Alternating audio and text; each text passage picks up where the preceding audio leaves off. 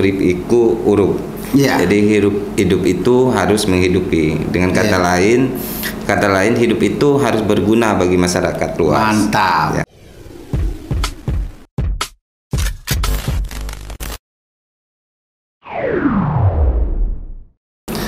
Assalamualaikum warahmatullahi wabarakatuh.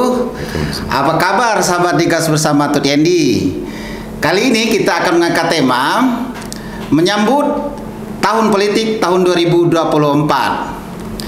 Sahabat Digas, belakangan ini banyak calon-calon legislatif yang bermunculan dari para pemuda. Ya, artinya para pemula yang ingin berkecimpung langsung di dunia politik. Ini ada yang menarik karena saya sekarang mendapat tamu yang merupakan memiliki latar belakang seorang jurnalis dan sekaligus menjabat sebagai ketua PWI.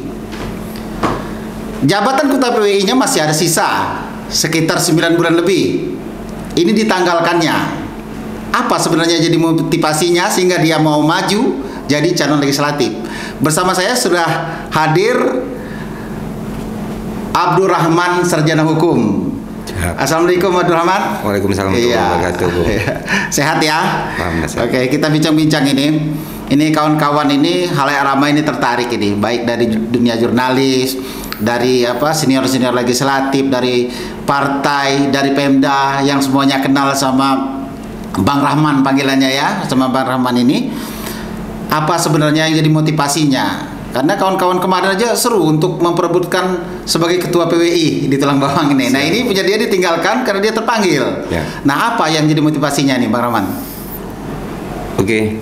Ya. Jadi rasa terpanggil saya sebagai masyarakat Kabupaten Tulang Bawang. Iya. Jabatan PWI yang masih sisa 9 bulan di Februari 2024 saya korbankan. Ibarat kita akan menghadapi bulan haji ini, jadi saya korbankan untuk masyarakat agar saya bisa nanti mewakili masyarakat di parlemen, di DPRD Kabupaten Tulang Bawang. Tentunya ini menjadi sebuah harapan saya ke depan, ketika kelak nanti masyarakat memberikan amanah kepada saya, maka saya tentunya akan seperti tagline saya di sebuah spanduk-spanduk itu urip iku urup. Jadi hidup itu harus menghidupi. Dengan kata lain hidup itu harus berguna bagi masyarakat luas. Mantap. Jadi saya ini maju di daerah pemilihan 2 ya. Dapil 2. Wilayah mana itu, Bang Rahman? Banjaragung dan Banjarmargo. Dua kecamatan. Jadi saya lihat di Banjaragung, Banjarmargo, karena kita sering juga berinteraksi kepada masyarakat. Tentunya kita lihat apa sih yang menjadi aspirasi mereka, keluhan mereka di bawah. Tentunya yang pertama saya lihat di Pasar Uni 2 itu perlu talut ya. Talut ya. Jadi ketika drainase itu drainase. Jadi ketika turun hujan maka tempat berdagang, tempat pembeli yang akan melewati jalur pasar itu banjir. Jadi ini jadi sebuah aspirasi bagi masyarakat juga dan jadi PR saya ke depan. Ketika saya nanti kelak terpilih, maka saya akan bersama berjuang dan mengawal apa yang menjadi aspirasi keluhan masyarakat. Kemudian titik-titik itu juga bukan hanya di Pasar Uni 2 Tulang Bawang. Kemudian ada di depan swalayan Kampung Tunggal Warga. Itu kalau hujan banjir, jalan sampai meluap itu ke depan ya, Bang Rahman ya. Jadi sempat juga saya kalau wartawan kan terbatas dalam arti kita hanya bisa memberitakan, bisa memberikan, mencari, melihat, mencari, memperoleh dan memberitakan, baik di media cetak, media elektronik, media online ya kan. Kita tidak bisa berjuang lebih jauh karena batas kita sebagai jurnalis ya. Iya. Makanya itu jadi semangat saya untuk lompat dari ketua PWI ini menjadi calon legislatif. Insya Allah ketika nanti terpilih, yaitu amin aja tagline saya yang arti urip itu urip iku urup. Jadi hidup itu harus menghidupi. Gitu, iya. Okay. Nah jadi kita kan di sana kawasan Uni 2 ini salah satu kawasan yang terpadat ini, Bang Rahman. Nah tentu saja di sana banyak dari berbagai latar belakang, berbagai suku, agama, apalagi Banjar-Agung itu ya. Iya, dari berbagai latar belakang agama cukup beragam di Banjar-Agung, Banjar-Margo ini. Dari dari daerah-daerah yang jauh kumpul di sana ini. Ini bagaimana motivasi Bang Rahman ini buat menjaga kerukunan, jangan sampai ada terjadi gesekan gitu Bang Rahman. Apa kira-kira triknya nanti ini Bang Rahman? Iya. Jadi gini tuh, kalau masalah suku, masalah agama, masalah ras, tentunya ini udah final. Dalam arti di negara kita, negara yang Bhinneka Tunggal Ika, walaupun berbeda-beda suku, beda-beda agama, beda-beda ras, tentunya kita satu tujuan. Apalagi kita ini hidup di Lampung, ya kan, di Kabupaten Tulang Bawang. Apapun jenis sukunya, ya kita ini orang Tulang Bawang semua, ya kan. Yang bagaimana kita ini bisa berguna, bermanfaat bagi Tulang Bawang, bagi kemajuan Kabupaten Tulang Bawang ini. Jadi kalau masalah itu final, tentunya saya berharap masyarakat Tulang Bawang melihat bagaimana sosok-sosok pemuda yang benar-benar akan mewakili mereka di parlemen nanti. Oke. Nah, di Banjar-Margo sendiri ini banyak juga destinasi wisata yang memang sudah dibangun oleh pemerintah daerah ini, Bang Rahman. Nah, di sini kan kita lihat masih ada kekurangan, Bang Rahman, terkait keterlibatan masyarakat setempat untuk lebih aktif dalam hal perekonomian, dagang kecil gitu di seputar tempat-tempat wisata yang udah dibangun itu. Apa ini tipnya Bang Rahman nanti?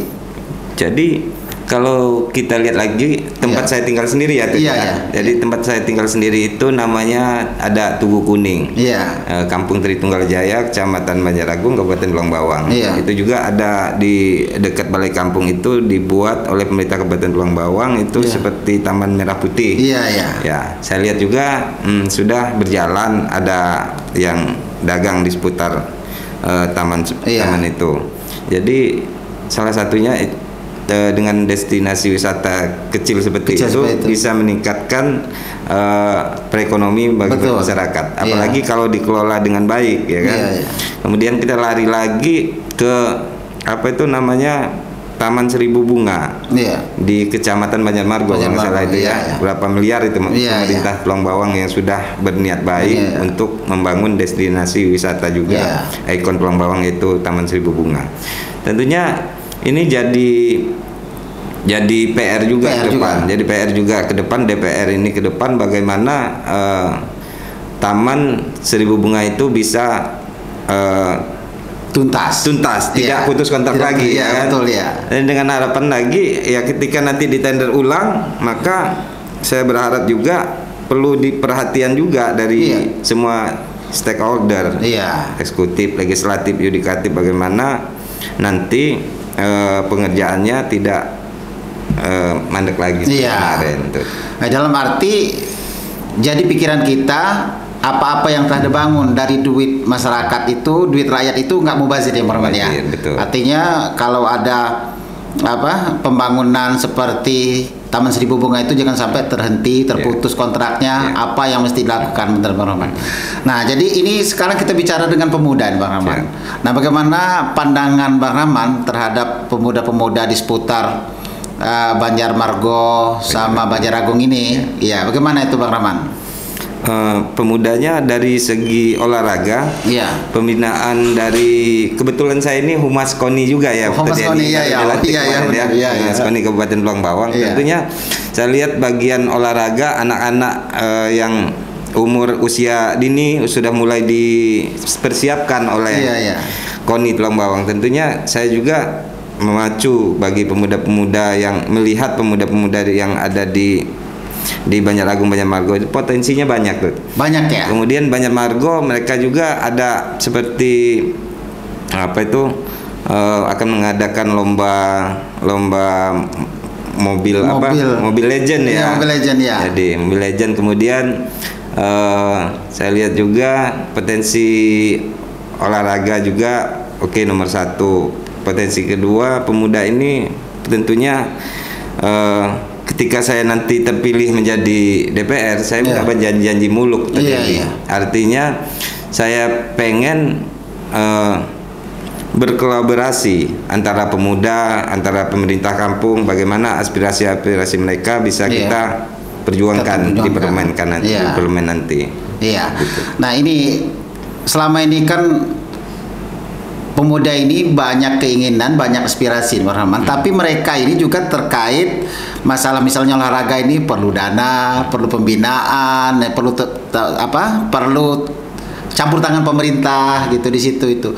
Gimana ini Bang Rahman bisa menyalurkan keluhan-keluhan mereka ini Bang Rahman terkait hal itu? Tentunya karena kita di Humas KONI, kita coba kalau terkait olahraga kita akan gandeng KONI, akan kita bicarakan dengan ketua KONI bagaimana membuat event-event olahraga di tingkat kampung atau tingkat kecamatan Banjarlagung, Banjarmargo seperti silat. Silat sendiri luar biasa Dr. Dendi. Silat di Tulang Bawang ini berkembang, terutama di Dapil 2. Silat ini bisa kita buat mencari bakat-bakat atlet itu dari KONI nanti dia membuat seperti perlombaan mencari bibit-bibit itu, kemudian dari tingkat sekolah-sekolah kayak bola-bola itu. Kemudian anggaran itu menurut saya perlu juga support dari pemerintah daerah. Dari dinas olahraga ya. Bagaimana dinas olahraga juga bisa bekerja sama dengan KONI untuk mencari atlet-atlet tanpa harus mereka mencari anggaran, tapi disediakan kegiatan-kegiatan perlombaan yang sifatnya pemerintah Tulang Bawang bersama organisasi KONI dan mencari bakat-bakat atlet di Kabupaten Tulang Bawang. Oke, sahabat Digas, kita telah mendengar pemaparan dari calon legislatif kita. Ini super betul ini kalau bisa berjalan ini. Insya Allah kalau beliau dikasih amanat. Oke, kita sementara istirahat sejenak. Nanti akan kembali bersama saya di Digas bersama Tuk Endi.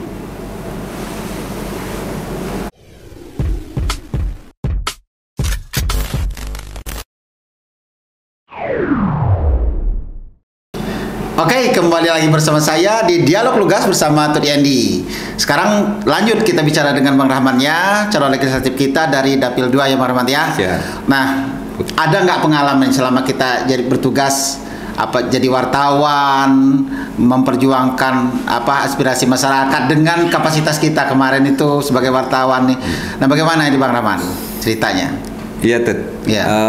Jadi saya menjabat ketua PWI Tulang Bawang itu 2 periode, 2018, 2021, 2023. Jadi tentunya banyak sekali keluhan masyarakat itu yang memang saya tidak bisa melaksanakannya. Tapi ada yang bisa kita laksanakan, ada yang tidak. Karena keterbatasan kita sebagai ketua PWI dan wartawan terbatas. Tapi kita bisa juga melaksanakan kegiatan itu seperti legislatif. Kenapa tugas wartawan ini hampir mirip sama legislatif ya kan? Pertama dia menampung aspirasi masyarakat itu kan. Nah, kita menampung aspirasi masyarakat. Contoh di Kampung Purwajaya. Pada saat itu ada yang minta tolong diusulkan ini tiang listrik, kabel pada 9 bulan yang lalu ya. Kabel. Jadi saya melalui kepala kampung minta tanda tangan kepala kampung, datang ke manajer PT PLN Menggala. Akhirnya 9 bulan itu sudah terpasang 1000 kabel. Dari 8.000 kabel yang kita usulkan, baru 1000 yang turun gitu. Nah, kemudian bukan hanya itu. Kita lihat di jalan di rumah saya itu juga, tanpa kita harus usul-usul kemana-mana ataupun proposal-proposal, karena kita kenal baik dengan apa tuh stakeholder yang ada di Luang Bawang, kita minta bantu, akhirnya dibangun jalan juga sekitar 200-300 meter ya kan. Jadi apa tuh seperti untuk legislatif tentunya tidak canggung lagi. Kenapa? DPR dan wartawan itu sama, tapi keterbatasan saja, kita tidak ada kebijakan itu. Itu aja belum kita terpilih jadi dewan, kita udah bisa bantu gitu tuh. Sebisa kita. Kemudian saya lihat lagi di Uni 2 itu kan kota ya kan. Tapi di Gang 1, Gang 2 itu belum ada tiang listrik. Nah, kita selama ini juga sudah usulkan. Jadi di RT berapa yang belum ada tiang listrik, kita usulkan gitu. Sebelum jadi DPR ya, dengan harapan tidak mungkin bisa bantuan itu turun tanpa ada usulan. Tentunya saya berharap juga dengan saya nanti terpilih sebagai DPR, saya pengen kolaborasi antara pemerintah kampung dan DPR-nya. Jadi kita mudah menyerap apa sih keluhan masyarakat, apa yang diinginkan masyarakat, apa yang diusulkan kampung, nanti itu yang kita kawal bagaimana aspirasi masyarakat itu bisa terpenuhi dan Banjar-Agung, Banjar-Margo bisa maju. Nah, itu ikutnya Bang Rahman di pencalonan legislatif ini tentu saja menyerap aspirasi menyerap keinginan, menyerap usulan dari kawan-kawan. Ada nggak yang seperti itu dari kawan, dari keluarga, sehingga jadi lebih grass untuk maju sebagai calon legislatif, Bang Rahman? Saya yang pertama dukungan itu pertama dari keluarga, yaitu istri ya kan. Istri, kemudian tidak lupa anak-anak saya yang 3 tuh anaknya. Jadi yang pertama Aira Laisa masih SD, masih 4. Kemudian yang satu TK 0 kecil, yang satu masih 3 tahun. 3 anak ini saya lihat setiap dia sholat dia berdoa terus tuh. Dia berdoa, ya Allah jadi motivasi DPRD Luang Bawang.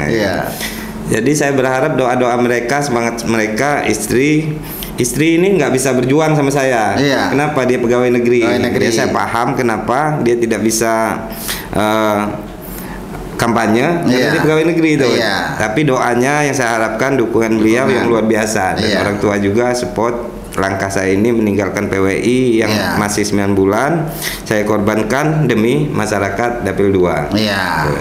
Kalau dari kawan-kawan dari masyarakat setempat gimana dukungannya terhadap Bang Rahman? Kalau masyarakat alhamdulillah tuh. Yang pasti ketika kita sudah berbuat, ketika kita dekat dengan masyarakat, ketika kita bisa membantu mereka, itu yang akan menjadi catatan mereka.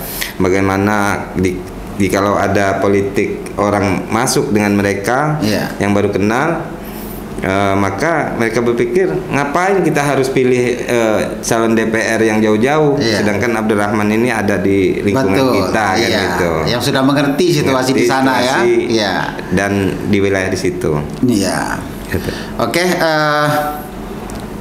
penyampaian terakhir untuk masyarakat di daerah kita di sana tuh, Bang Rahman. Jadi poin saya untuk masyarakat daerah pilih 2, Dapil 2, Kecamatan Banjar-Agung, Banjar-Margo, tentunya saya berharap ketika menentukan pilihan, ketika nanti akan memilih siapa calon wakil rakyatnya, maka kita akan lihat track recordnya dulu. Kenapa? Ketika track recordnya baik, maka kedepannya Kecamatan Banjar-Agung, Banjar-Margo akan lebih maju lagi. Saya kasih contoh. Ketika bola itu dipegang oleh Erick Thohir ya kan, kita bilang Erick Thohir ya kan, maka kita lihat sendiri perubahan-perubahan di Indonesia ini kan. Betul. Dengan dipegang orang yang pas, maka kita udah lihat Indonesia bisa bertarung dengan Argentina ya kan, benar nggak? Jadi saya berharap juga dengan saya menjadi bukan untuk masyarakat aja, jadi untuk wartawan se Kabupaten Luang Bawang ini akan menjadi tonggak sejarah tonggak sejarah bagaimana ketika saya bisa duduk di parlemen sebagai legislatif akan memicu semangat kawan-kawan di wartawan di Tulang Bawang. Bagaimana dia bisa juga masuk ke parlemen untuk berbuat banyak, mengabdikan diri, menghibahkan diri dia untuk masyarakat Kabupaten Tulang Bawang. Oke, makasih betul ini Bang Rahman. Mudah-mudahan masyarakat Banjarmargo sama Banjar Agung mendengar apa yang kita sampaikan dan jelas apa sebenarnya motivasi kita ya. Terima kasih sudah hadir di Gas bersama Triendi. Mudah-mudahan nanti hadir kembali di sini pada ruang yang lebih bagus lagi, pada situasi yang lebih maju lagi ya. Iya, sudah terpilih jadi anggota legislatif. Kalau mau dingin ya memang di partai beringin tuh. Iya, partai beringin ya. Oke.